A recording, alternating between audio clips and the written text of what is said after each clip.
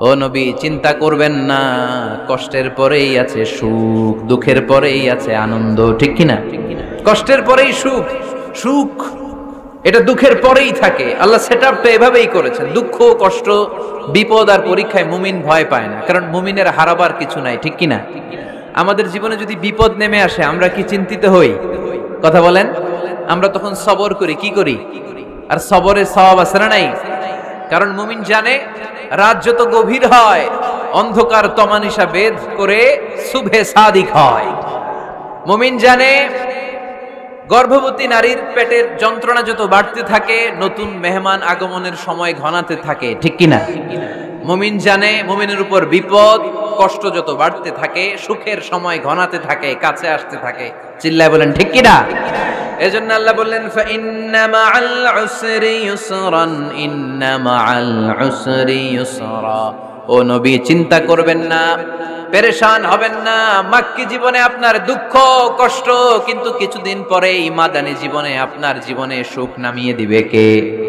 আপনার জীবনে আনন্দের বন্যা বইয়ে দিবে কে? মোটিভেশনাল সূরা, পেইন রিলিভিং সূরা।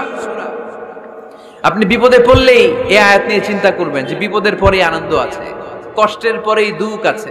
সমস্যা যেমনি আছে, সমস্যার সমাধানও। কথা বলেন, সমস্যা যদি থাকে ওইটার সমাধান আছে না নাই?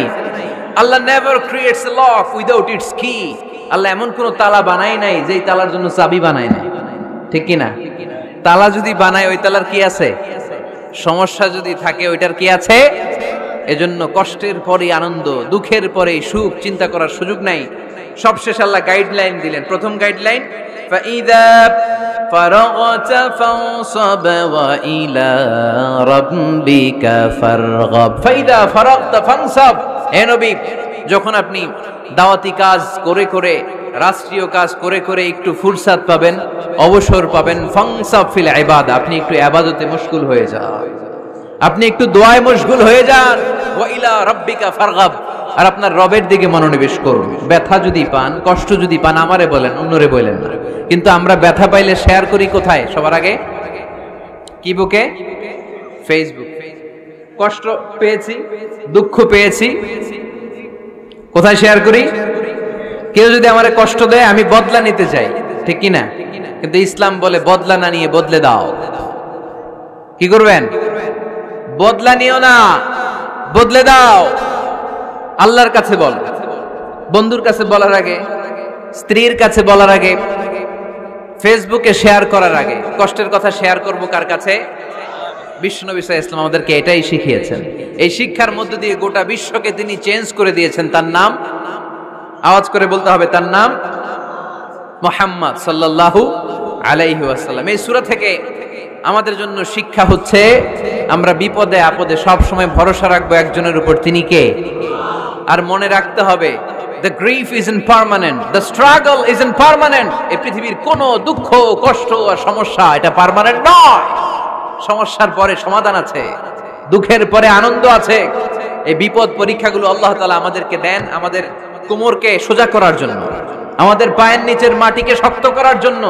প্রতিকূল পরিবেশে কি করে টিকে থাকতে হয় সেটা ট্রেনিং হিসেবে এই পরীক্ষাগুলো আমাদের জীবনে দেয় কে?